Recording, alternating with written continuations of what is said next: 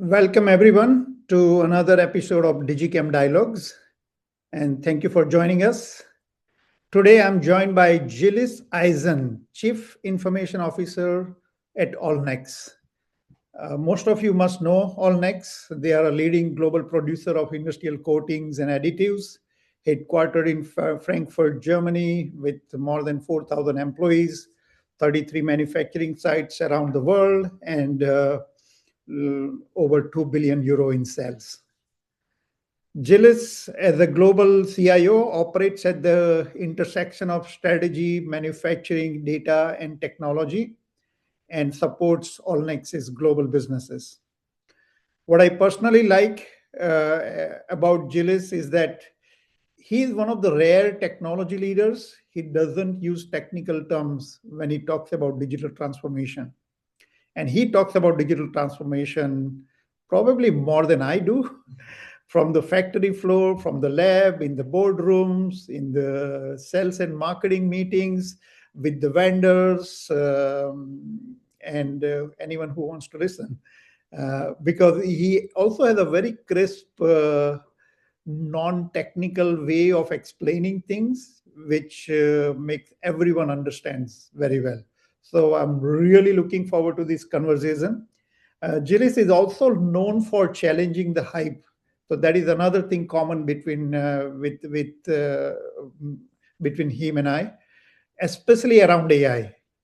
Because as we all know, there is not a single screen that you open that doesn't talk about AI and how you're getting left behind. There's a lot of fear mongering, but Agilis cuts through the chase and makes things very clear, crystal clear as to what is real and what is hype.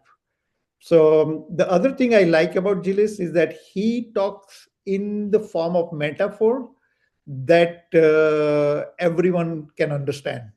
So today's metaphor and the theme of the conversation is you can't cook AI in a dirty kitchen. And I really loved it. So he talks about what really means the dirty kitchen means for the chemical industry, from master data and R&D to production and IT OT collaboration and the leadership. So Gilles, welcome to our DigiChem webinar, podcast, so whatever you call it, and great to have you. Thank you for making time from your busy schedule. So maybe you want to introduce yourself and Allnex in your own words. Thanks, Jay. It's a pleasure and an honor to be in this DigiChem exchange. I indeed like to emphasize that storytelling is very important in business transformation. I think we are in a very exciting area. When I started my career, the internet came up, and now after around 30 years later, we suddenly have a big boom on AI. But it all comes down: are we ready for this? And what I personally like a lot is to make metaphors around a kitchen and why the kitchen. My personal hobby is cooking. I started cooking while I was studying, and when I started working, I've been in a male cooking club with a Michelin-trained chef for 15 years. So my family and relatives and friends are aware that I can cook quite a good party, and not only for 4 people, but also for 40 people, I think, if it's required. But I value a lot what I learned, not only in the corporate life, but also in that kitchen, because I'm not sure if you're interested in this, but if you get a dish on your table during dinner, how many times you really consider the processes behind that, the discipline, the ingredients knowledge, and the skills that you need to put in place to have that dish cooked in front of you. Yeah. And for me, that is very important, an important lesson, because there's a lot of things that are very similar in our corporate kitchens. And we're not getting AI just out of the sky suddenly on our table. It comes with hard work, it comes with discipline and a lot of process behind. And that has not really changed since I started working 30 years ago. And that's also why I like that metaphor so much. Yep. Well, I can absolutely relate to, because we do have too many cooks in my house, and we often run into each other, and then the question comes, who owns the kitchen? And who is responsible for it? So I really love this metaphor, and everyone can relate to it. Yeah, unless you can see the finished dish, but what goes behind it is there is a lot of ingredients, a lot of recipes, a lot of processes, and if those are not managed well, it appears in the quality or the final product that is the finished dish. So what does it look like in practice in corporates like all? Well, I I use a lot the metaphor from spaghetti to lasagna, Yep. which is a metaphor that you see more often within enterprise architects, but that comes quite technical. I think it's very important that we understand. So so how does my kitchen look like? Eh? Allnex was not the same company 20 years ago. It was smaller companies. We have done acquisitions. There was a completely different maybe strategy or setup at that time in place. And by acquiring all these kitchens, you get some kind of a super kitchen Mhm. with 35 sites, as you mentioned before, where we cook resins. And coating resins is our specialty. And actually, we are everywhere around you. Everything is coated in this world. So look around you. We are not sitting in front of each other in a room, but normally you have a glass of water. The water inside of the glass is not coated, and maybe there's a plant around you which is not coated, but all the rest is coated. So Mm. actually, Allnex is all around you in all kind of products. Can be on your nails, in your car, on the windows, on the walls, on the inside of your cans. And I always make that explanation where we say, okay, actually, what we do is we help our end customers Mm. securing that the product they sell is not contaminated because the product and the metal contaminates, or there is water leading to rust or whatever kind of outside in threat towards products. So we have a specialty there. We are a specialty chemical player, and I call that the chemical soup that we cook. And there's Mhm. again a very nice similarity with cooking in a real kitchen. So our processes are, for a large extent, very standard. We hire people, we send invoices, we buy raw materials. But then in the core of what we do, where we really have the value add, we cook chemical soup. And if you Mhm. don't control it in the right way, if you don't watch out, then it's like cooking it at home. If you overcook it, it leads to, for example, an overcooking in the kitchen. You have all an imaginary picture of that. That could also happen in our industry if we have a reaction ongoing and we are too late, or something goes wrong, then it could lead to serious impact. It can have safety incidents. It can lead to extra work because Yep. it's gelling or hardening out. So that chemical soup for us is a very important part, and that's where we really are special. Mhm. But I also have to admit that over all these years in a corporate kitchen, outside of that very special chemical soup, even in the parts where we could be standard, we see a lot of spaghetti Mhm. systems put in place for all good reasons. It's not judgment. I've not been at the time that the decision was made, but what we see now is that we have a far more focus on end-to-end processing. We want to exchange data. We want to make use of data for AI, for example. But if you then look at our kitchen, then our kitchen is still in the majority of setups running as it was 10 years ago. So you Mm. have an OT part, you have a lab part, you have an finance part. And it's not that easy to really make an end-to-end flow from the data perspective that you can use, for example, for AI. And Yeah. this is exactly, I think, one of the topics that we need to address if we talk about the trend of AI. Um, Mm.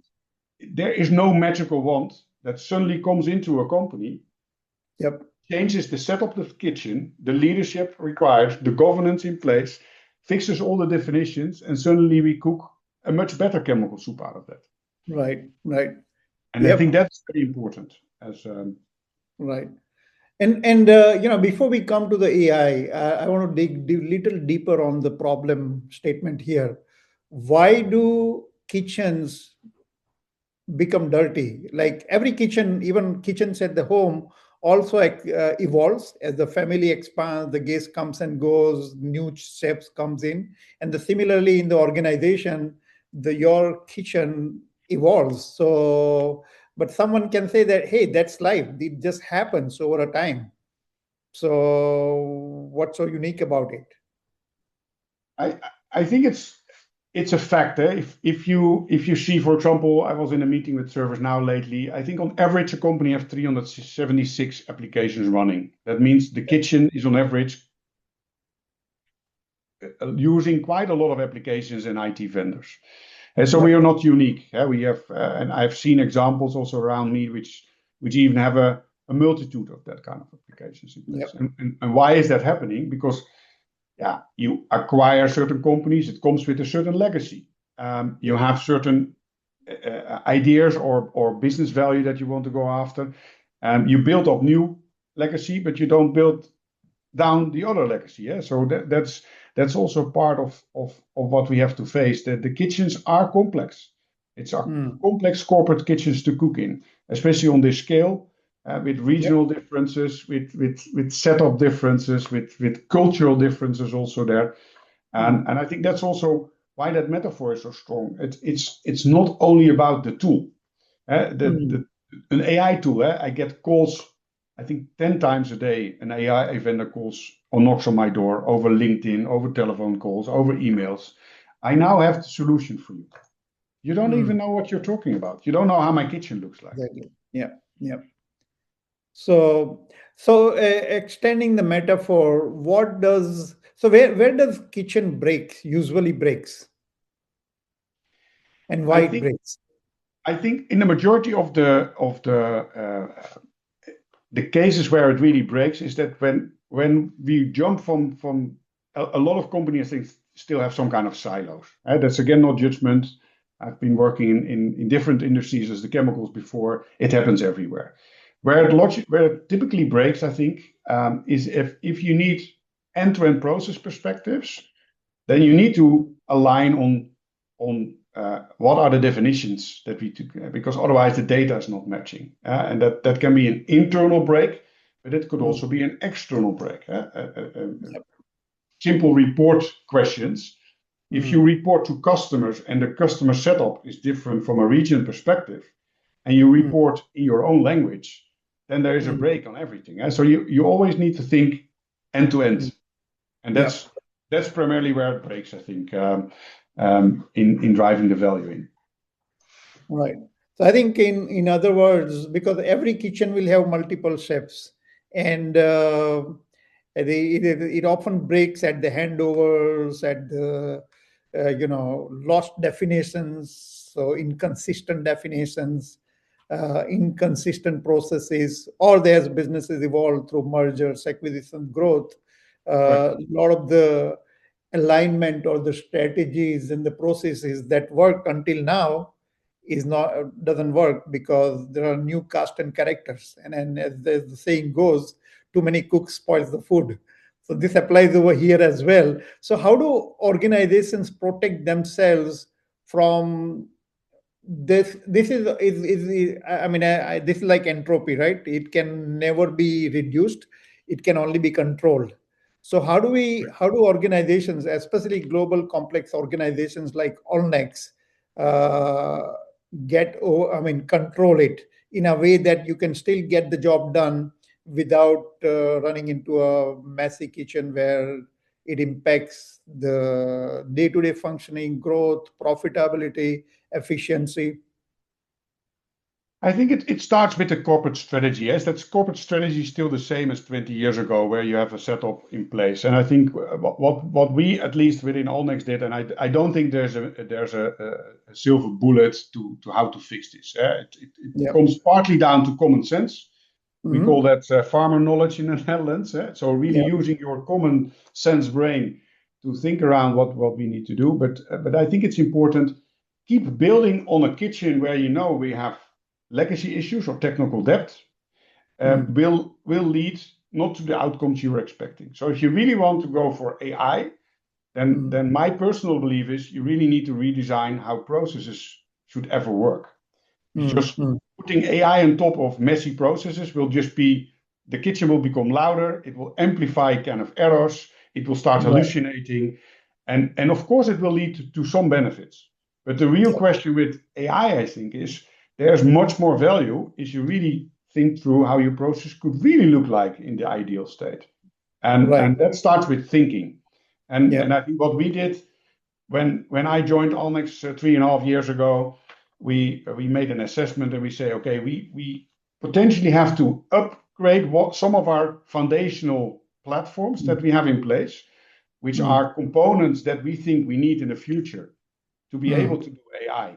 I will take an example. If you think around our chemical soup again, how is that chemical soup? There's a recipe. That's what we call R&D. So we work with our customers in optimizing or developing recipes for their products. That is my true value add.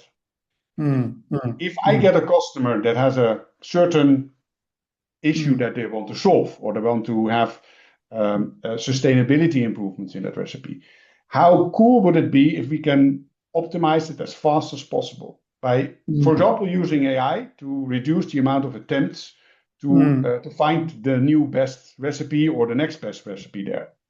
And what we discovered is if your systems are tribal knowledge, or they are in certain documents, or they are not in a uniform way structured and processed on a daily basis across your 30 labs, then it will come quite hard again to put AI on top of it. And so what we said in the beginning, we need to make an assessment. Is this kitchen ready for the next step? On some parts, yes. On some parts, we have to invest. So an ELN system could, for example, help. A product information management system is a very critical part. You know all about this in your setup, because it's in the center of everything you do. But also reassessing what we do with an ERP system. We are in the HANA transformation journey, and we started with really doing our homework very well. What are the end-to-end processes? What kind of issues do we really have? Not just start blindly migrating into the new version, because then you have a kitchen with a new tool and still the bad kitchen. That new tool will not do the job. Right. I think thanks. There is a lot you have said in that in this last couple of minutes. Let's unpeel a little bit. So I think so you talked about the outcome is driven through the recipes, and recipes means what in the business? It's basically data. A lot of the expert knowledge that is in people's brain, and then now as we move to the world where this industry is facing an avalanche of demographic change, because I think no other industry has the magnitude of the problem or challenge that chemical industry has. And that's by design, because most of the folks, this industry runs on knowledge acquired over the years. And there are lots of folks. I think there was a stat there, the more than 75% of the workforce is going to retire in the next 5 years. So there are multiple things happening. The new generation who is more digital native, they think digitally, but they are not expert at a lot of the things. And all that knowledge is locked up in people's brain and hard disk. So unless you put an effort to digitize or bring it, institutionalize, I won't say digitize, institutionalize this knowledge. So how do you institutionalize this knowledge? Which, and the knowledge is at the end of the day is data. And you touch upon the, creating a centralized system for managing the master data, the product data, the commercial data. But then you also touch upon the important point that tools are not enough. So what are the other aspects there where things break? And then I'm a big proponent, and we have other guests also talked about it, that it's not about tools. Tools is the last of the three-legged tool. The tool is the one of the three aspects. So can you elaborate a little bit on the other two aspects that you mentioned? Yeah, And it's an interesting statement, because what I see mostly in my job is that somebody proposes a new tool. And Yeah. then my first reaction is also, so can I please see your process? And can I see the data that you want to achieve? What is the business value of that process and the data that you achieve there? And still we see a lot of tool pushes, because they have the impression that the tool will fix everything. And I think what you said is very valid. Our companies are built up with workforce that is sometimes 30, 40, even 50 years with us, which is a huge asset. And on the other hand, it's also, with the retirement wave hitting us, a serious threat. Yeah. And there are two threats, actually. First, can you still adopt a new way of working if you already do work for 40 years? Mm. That's always Yep. tricky, in my experience. And Mm. secondly, how willing are people on how easy is it to get tribal knowledge from over 30 years from brains into, for example, a setup or a system or a process. So this is, Right. again, hard work. And so this also comes down with good cooperations with the HR and the talent departments, that you really start training new people to adopt, based on the knowledge we have in-house, and make sure you start on time, because that's not something you can do in 1 year. And the complexity, and that's for people that work in chemicals, is really, the devil is really in the details. So almost nothing is simple, because we have so many concentration variances, customer specific tolerances, regulatory constraints, even more, all the formulations that you put in place. So it's also not something you just put in a system and then everybody is aware of that. But what you can do is in this particular part is benefit from AI. And so I Yeah. see a massive step up in knowledge management, because we have been documenting quite a lot, and we are documenting more and more. But there is where really LLMs start bringing value. We did some experiments with AI on, for example, training people on sites in other regions via AI supported tooling. And I think that's absolutely an area where AI can support. But again, Mm. it comes down, do you have the right knowledge? And then you can put Yep. some AI on top. The AI will not fix the whole problem. It will only fix the training part there. But yeah, on the training side, I think we see many benefits, also in just more standardized IT operations. You can do a lot with knowledge management and agents that support this. But if you really took in that chemical soup, it takes time to train people to really be able to produce a chemical soup in our industry, in our company.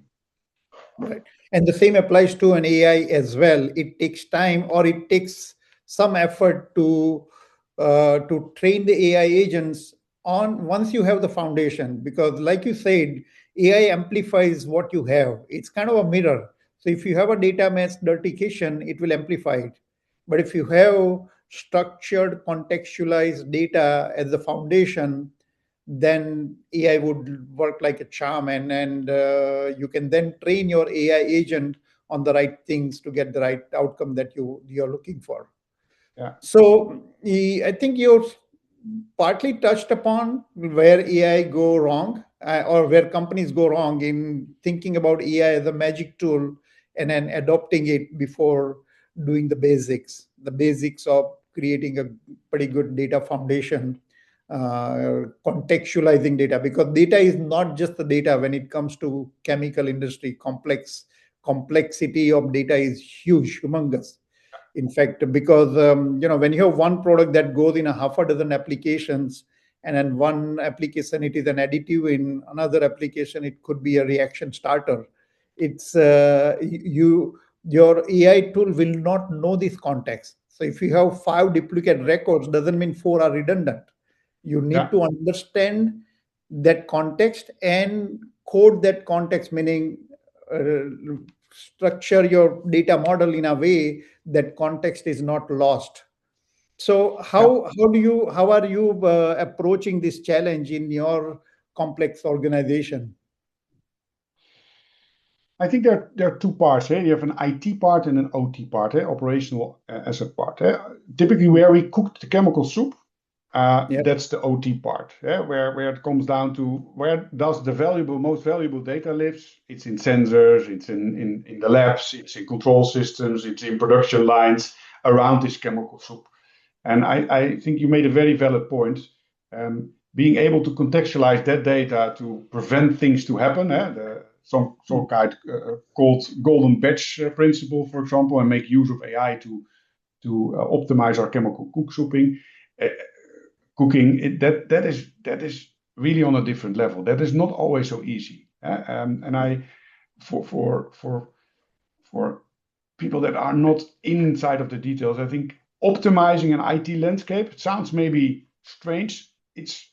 We are far more used to drive standards. So although we have 360 applications, in our particular case, we have one SAP system that helps already a lot. But if I come down to the OT part, there I have 35 different setups, because they're sometimes cooking different soup, different products. You mean operations technology, OT? Operations technology. So on the OT level, that setup is quite different. So you have to find ways how from a not uniformed landscape, you can still achieve the data and start doing valuable things in our chemical soup cooking. And thank God there are also solutions in that area, and people are specializing. But that's the more tricky part, I think, in the part. Contextualizing SAP data, even there you see interesting things happening. That you think entering an order into an SAP system for me was always, that is a standard process. I even discovered that is not always done the same way. So it again comes down to the discipline and the process that you agree, and the leadership. Do you allow people to do it differently as the processes are described up front? Yeah, and that is a very critical point. I think, in my view, the kitchens get messy when you don't have a proper data governance process. Who owns what part of the data, and how do you keep it always current and relevant? And this is where companies spend millions of dollars in implementing systems, but if you don't spend that extra 10% in setting up data governance processes, data governance workflows, then it just within 2-3 years you are back to where you were. Do you agree with that view? What's your view? Oh, 100%. I've been managing master data management teams myself. We also have a master data management team. I think it is one of the most valuable teams in the company. Is that seen like this? I don't think so. It's seen as transactional teams. And when we do an assessment, and we just recently did that, we see that in the change that we are now in for S4HANA, it's not about replacing a tool version SAP by the next version of SAP. We are trying to embed end-to-end process thinking with a business process organization, including data ownership. Because if we don't change that, then in 5 or 10 years from now, with our next conversion, we will again see the same things happening. Data quality issues, no ownership. Everybody complains, but nobody feels really responsible for that. So I can only agree with you. This data governance topic in itself, it's not a boring topic. It's one of the most important leadership topics we should take care of. And that comes, of course, with an investment. And that's maybe sometimes a bit the challenging part. I once did a AI project already in 2015 for a chemical distributor. And I was cleaning up with a small team for 1 year master data. And everybody said, "What are you doing?" I said, "I want to use that data." And then after a year, we came with the product that we have been building on top of that clean data, and we started selling quite a lot of products to customers. And then everybody wanted to know what we were doing. I said, it starts with clean data. So, and that's a bit of the hidden part. Is it always clear to decision makers how important business data is and why that investment is important? That's sometimes a bit of a struggle. You have to help also, I think, customers with ROI calculators and that kind of stuff to really make it visible, because you're a specialist in this area.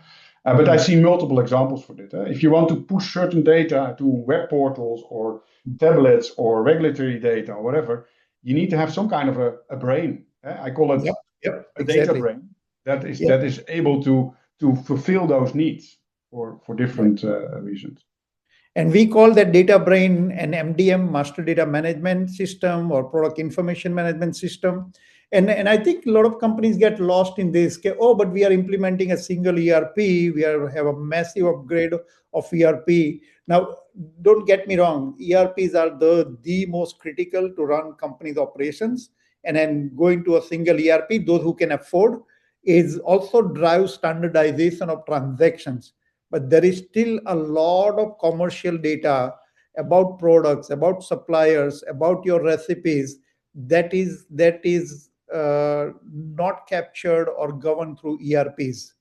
And this is where the founded data foundations through MDM and PIM systems becomes more critical.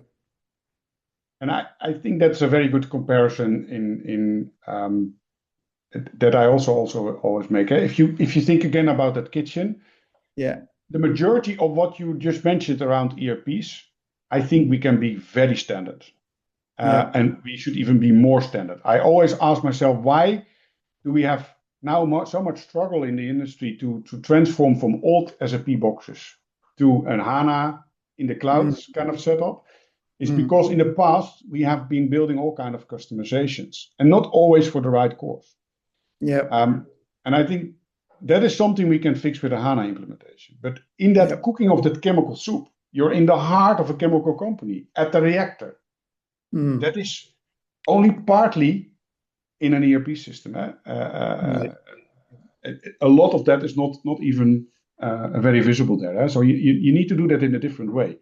And I think that's really important, because imagine that in 5 years from now, all the chemical companies are in a HANA template and the majority is using 80% clean core. How do you differentiate that? So then we are all on the same cost levels.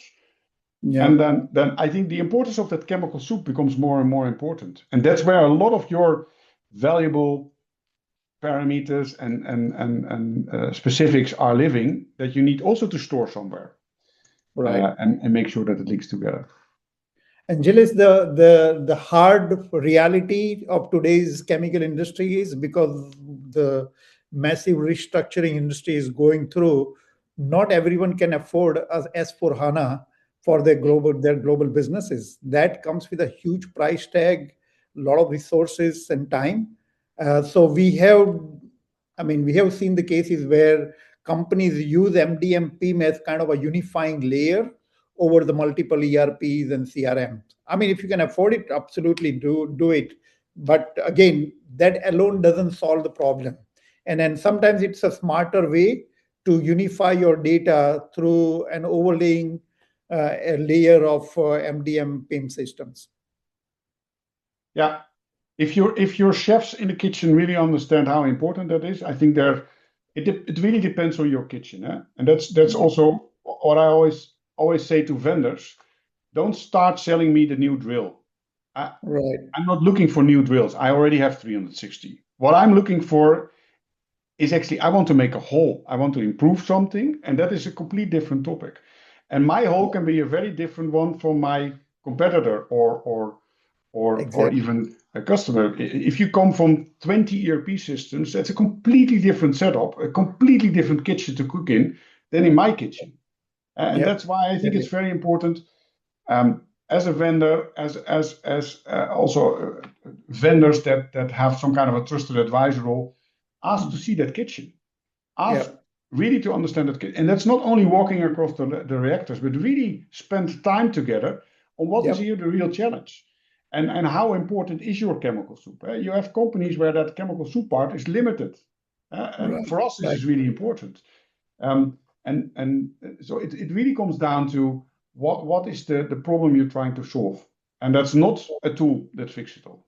Exactly. I mean, that this is you described it so appropriately. You are looking to make a hole, not necessarily drill.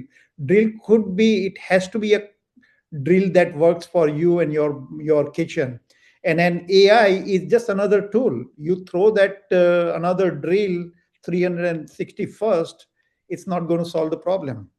No. So, but at the same time, AI offers a tremendous opportunity to build the tool that always works by basically putting the foundation of the data and then training your AI tool on that data, and not just asking it to do the wonders without. And don't get me wrong, we are doing AI. So we are in our kitchen, which is still not 100% clean, of course. That's a multi-year project. That also comes down to affordability, of course. We are using, on some elements, AI that is ready to use. And for example, on the safety side, I think a lot of chemical companies are focusing hard on safety first. We are deploying safety solutions where we overlay standard CCTV cameras with AI algorithms to help making us more safe. But I think in the core of what we do, you need in most cases a lot of data and contextualization, and then it becomes more harder, even in the ERP side of things, where you need contextualization. You cannot just put a Copilot or ChatGPT on top of your SAP box and suddenly it starts working like it knows everything. That is too simply. That is too simply thought, I think. Right. Couple of last, before I come to the last question, one more. Giles, you have a unique background where you have worked. You're right now with a global manufacturer, but you also work with the global distributors. You work with Brentag, Univar. Do you see the data challenge or whatever we have talked about, dirty kitchen problem? Is there any difference between producers and distributors, global producer, global distributors? So there are differences, and what I like about the Allnex setup is the complexity of our chemical soup, which is in a manufacturing there's a different ball game than distributing products that you buy and source, and maybe there are also manufacturing like processes at larger distributors, but I think that's different, and that makes the complexity also harder, which I like. I like complex topics, but if you really think about making data important, making processes and data first, and then the tool, I think majority of the companies are struggling and on a journey to further improve. And we see, from my own experience, that putting that process and data first thinking in is the starting point on many of the transformations. And we see great examples, and some of the examples you just mentioned are ahead of this, and some are still in the middle of it, also because of the complexity. Don't underestimate that the majority of the chemical companies and distributors are still in some kind of consolidation phase. They get new legacy all the time in, which is also typical, not the easiest part to integrate. But I think in general, also there we are not special. I think everybody that really wants to do with AI is aware that it comes down to data platforms, setups that you put in place, processes that you put in place, and a lot of leadership in getting that also right for the longer run. And it's constant hard work. It's not something you do now and then in a year from now the data is just flowing. It's like hygiene. I always explain it also to my team members. It's what you do also at home. If you don't paint your windows and you do that 10 years, then you have rotten wood or whatever. This is constant hygiene that you need to work on. But I call it data flossing. Data you got to floss every day so to make sure that the junk doesn't accumulate.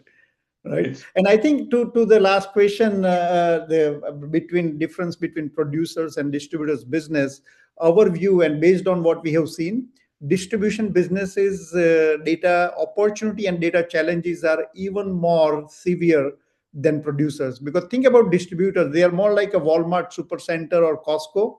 They get products from literally thousands of principals, and they have hundreds of thousands of SKUs that are constantly changing, and they are not the originator of the data in many cases. So their challenges are at a very different scale, but then opportunity is also at a pretty high, because I think a lot of distributors don't realize that they are literally sitting on a gold mine of data. So if they organize that data, they can get much better outcome, much better insights, market insights than even producers can. Yeah. What is interesting, I think, for distributors is that And that's not only for distributors. If you zoom out and you think around, how do we share information in our industry? Yeah. We send out a safety data sheet as a PDF. Yes. So we all have very expensive ERP systems from all the vendors, and we pay millions for that. And then our most intelligent way of sharing data It's is PDF, safety data sheets. And then everybody struggles with that. So if you see the amount of safety data sheets that the two examples you just gave from a distributor side have, it's so much valuable data that they have. Yeah. But how to make use of that data and push it on, for example, a website or for compliance checks. I think AI will kick in soon very hard, and it will really optimize that. But we really need to think around why we are doing that all the time. Exactly. I mean, AI can do wonders, but first, the data and documents need the context, because when you have a 5 different variant of the same product, the AI doesn't get it. You need to code in that context in your. But that's the advantage of that safety data sheet. If you think about, again, that kitchen, the safety data sheet is a very structured document, because we agreed globally on the formats, and then it's also easier to read. Imagine the safety data sheet would be without any concept or without any structure or format. It would be a complete disaster. So that's also why I think hygiene and processes always comes first. You need to think this through, and then you can start optimizing together. Just adding one stat, the challenge that you mentioned, that everyone is just sharing the PDF of SDS. Even a mid-sized global distributor that we worked recently, when you combine that they are selling into 70 countries, multiple languages, they have 700,000 documents. 700,000, no kidding. I know. And they are not the largest also. So the challenge and the magnitude of the problem is just humongous. And so the opportunity. 100% correct. I see that the same. All right. Sorry, you want to add something? Yeah. No, I think you're 100% right. So the case around sharing data is also really, can we not find a more intelligent way to do this together, with the help of AI and with the help of different setups to make that work? Because I think you're even on our scale, and we are a very limited compared to a large distributor in the amount of documents we receive and have to push. But I think every company is struggling there. And it's a costly exercise. It's important, and you see the safety data sheets also growing over time. When I started in this, I think they were much smaller on average than now, because also compliance is kicking in all over the place. Exactly. Yeah. So, all right. I think we are coming to the time. One last question. So, what is the one thing you want listener to remember? We talked about quite a diverse set of questions with the kitchen metaphor. What is the one thing you would want listeners to remember? What I hope that people remember is that it depends a bit on your role. So if you're really in selling things, please make sure you understand the kitchen of your customer. That's the first one. But secondly, if you are inside of a company and you think this is an important topic, this is not IT running this. We can call it digital. I sometimes struggle a bit with what is it, a CDO and a CEO. This is really strategy work. If you really want to benefit from AI, but also from other stuff, you need to make sure that your strategy is clean, that your processes are clean, that leaders are accountable for this, and that you get that process hygiene in place. If you don't do this, it stays spaghetti, and then the next tool will be a point solution again. You will never come to the next phase. And so if you really want to move from spaghetti to lasagna, you need to do it together in a company. And that means all the C-level needs to be aligned. There's a lot of training and there's a lot of education to be done, to really understand why this is so important. And I think that's then you get a modern company. Right. But I think very important that alignment right at the leadership level. So I think we always say, and you have alluded to this, is that it's not just about the tools. It's a people, as in culture, strategy. This is all included in the people, processes, and then tools. Without addressing the people and processes, the tools can go only so far. You can have the best tool in the world, but it won't do the magic. But if you have addressed the first two elements, then it can do wonders. So great. With that, let me switch to the questions. We have several questions coming in. Let me first take the question that has come from at least three participants. Who owns the kitchen? Is that the business? Is it IT? Is it CFO, CIO, COO? Who owns the kitchen? Basically, is it business or IT, or what's your perspective? It's an interesting lens. When I started here at Allnex, I got, of course, a lot of questions about the cost profile of IT. So let me use that example to explain and answer this question. I always saw the following happening. People want innovation, so business functions, and I call IT is also a business function. And you cannot see IT. IT is an element of every change that you do. So yeah. Talking about business or IT, I don't like that too much. But it is an enabler, actually. You need to work together. But if you really are aiming to do a process innovation and you need a certain tooling at the end, so after you've done all the right steps, process, data, and tool selection, you implement that tooling, and then after the tooling is implemented, and then you get the run costs, because every year you have to pay for that solution. We had a very interesting internal debate about who is then really responsible for this. That's again an ownership discussion. So this is a very valid question. Who is really responsible for an architecture in a company? Is that an enterprise architect that reports under IT, or should it be maybe an enterprise architect that reports to the board or to the C-level? Because there is where you decide together how this company can be more efficient, more unique, more customer focused, for example. And that's not an IT discussion. And of course, what I see in most companies, and I had the luck to work in commercials, in HR, in different domains outside of IT, is that you need to have that overview. Otherwise, it starts hard. And what you also see is some of the domains in a company, you see typically that people start in a domain and they only work in that domain. So it's harder to have that across functions, silos kind of overview. And then it's good to have a trusted advisor partner like an IT department with IT leaders that can help there, bridging what you see and what you want to achieve. But I think this is really in the end, it should be part of the global business process organization, where IT is just an element. And I should not be owning this, I think.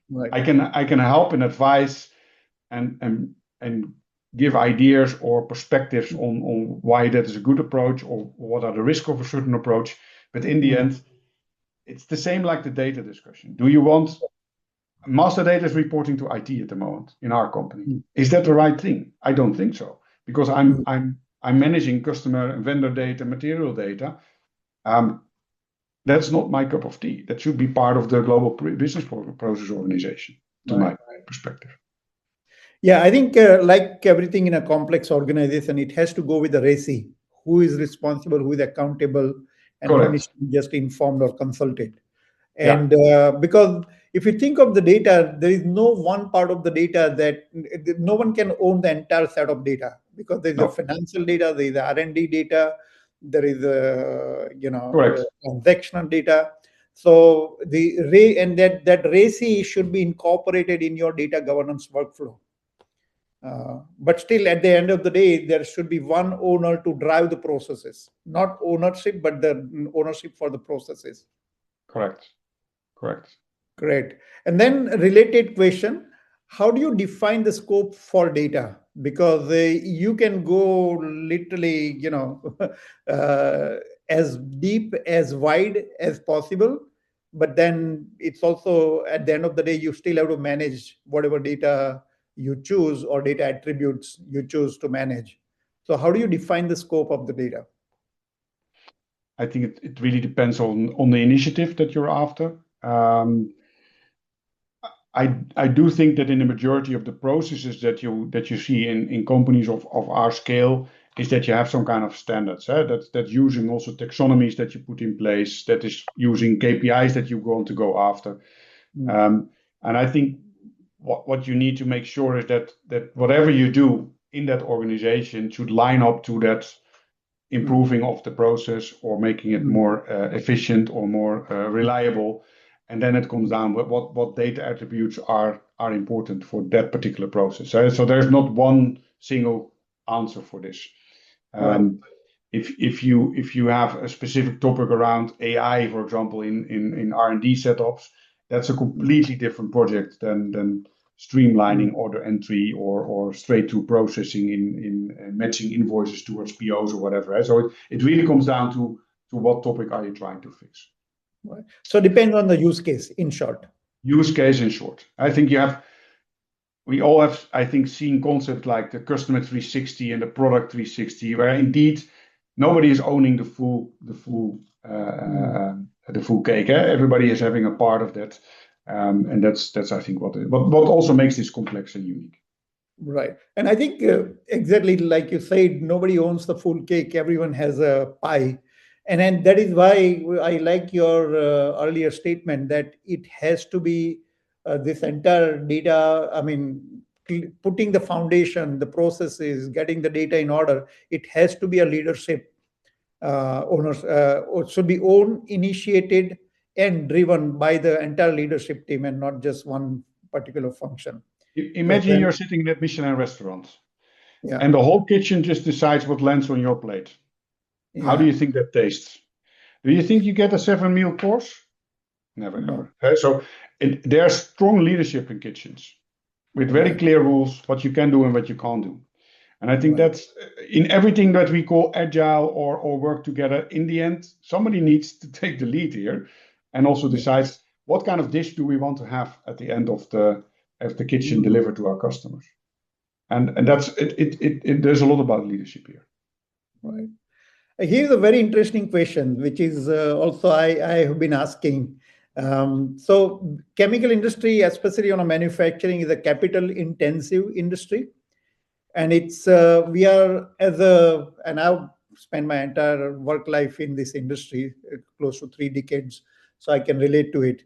We almost often say that it's easier to get a 50 or $100 million investment for a manufacturing plant, but it's difficult to get $1 million or a couple of $1 million to get your to build tools and processes to fix the dirty kitchen that we have talked about. So why is that, and why do most companies struggle to get the right investment in the right tools and processes, even though it doesn't cost much, but it in a grand scheme of thing, but it can bring you outsized benefits for a longer period of time? So why is that? Why do industries struggle to get those incremental investments approved? I think there's always, in whatever industry you are, you have certain things that people are aware about. I think in the chemical industry, you see a lot of process and chemical engineers. In our company, there's a lot about reactors and investing and making sure that the site is running. And if you are in that particular area of the company, that's the most important thing you see. And that comes also with a lot of cost. And I think the majority of also our leaders have been growing up in that kind of companies. And only the last whatever kind of amount of years, you see more and more the need for data and digital. And I think I'm fully aligned with the statement in the question. If you see the magnitude of the investments to build up a new site in China or in Europe or in the US to reinvest, or the yearly invest cycles, and you compare that with some of the smaller money I only need to get a data platform, for example, in place, that's sometimes a struggle. And then it comes down again to, are you able to describe the business value that it can lead? There's a difference between, with that reactor, I can produce so much tonnage, I can bring this product to X amount of customers, or you say, this is a data platform, and this is the value. And I think what I am at least trying to do on this particular topic is whatever kind of request comes in from whatever part of the company, there needs to be some kind of business benefit tracking really put in place. So can you make it as tangible as possible? And that's also why I said to you before, it's not for all decision makers as clear as for me how important a product information management system is. Because for me, it's a foundational system, and I see 20 use cases. But it also takes time. So it's not like, okay, I built a new reactor, and then 2 years from now, I see a return of... Some of these investments are also for the longer run, or it takes 5 years. And that's sometimes also a conflict that you put in. No, I think that's very much true that, I mean, I'll take 2 years any day, but to saw the results. In fact, much shorter time you can see the result. But I think you hit the very important point. Industry and the professionals like you and me who are working in the industry, we are very familiar with what an investment in a manufacturing plant or a formulation plant or acquisition would look like, and how can it change or create value for the business. The industry is not used to understanding the value of these tools that are right at the interface of IT and commercial enablement. These are not your ERP or CRM system. This is more like an enabler tools, the MDM, PIM, and the customer experience. And it's not easy or to grasp for the industry folks to instantly relate to the value. And their providers like us need to do a better job in helping you articulate the business value to the management. And faster delivery of use cases that really benefit from it. So we also have to really look at ourselves. We talk a lot about data, and we're not doing that for the first year. I think 10 years ago, we were also, what can we really deliver, proof, fact-based, that is delivering the value? And that is, I see that more and more. You see now AI kicking in for larger transformations, in for example, ERP transformations.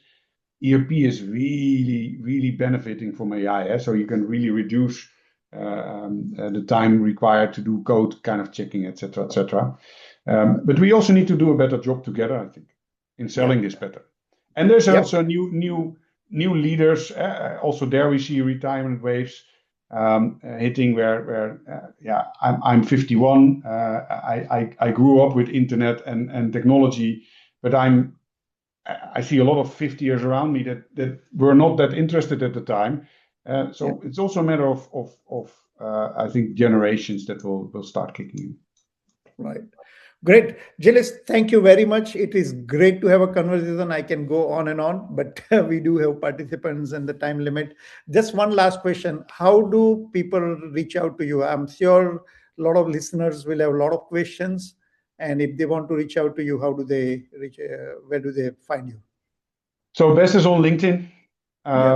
We can share and make a connect. And I'm always open to exchange or have additional learnings also from other people joining this session today. I think we're in this together.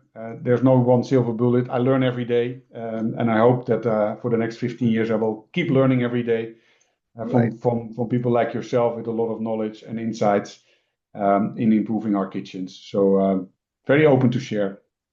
Thank you very much. One day I would love to walk into your kitchen, the real kitchen, not the data and corporate. I will cook one day for you. I will cook one day for you. I can't cook Indian dishes, but I can cook quite. I don't want Indian dishes that I get at home. So great. Thank you very much, Gilles. Thank you for your time and thank you for sharing your insight. Thank you so much. Thank you. Thank you so much.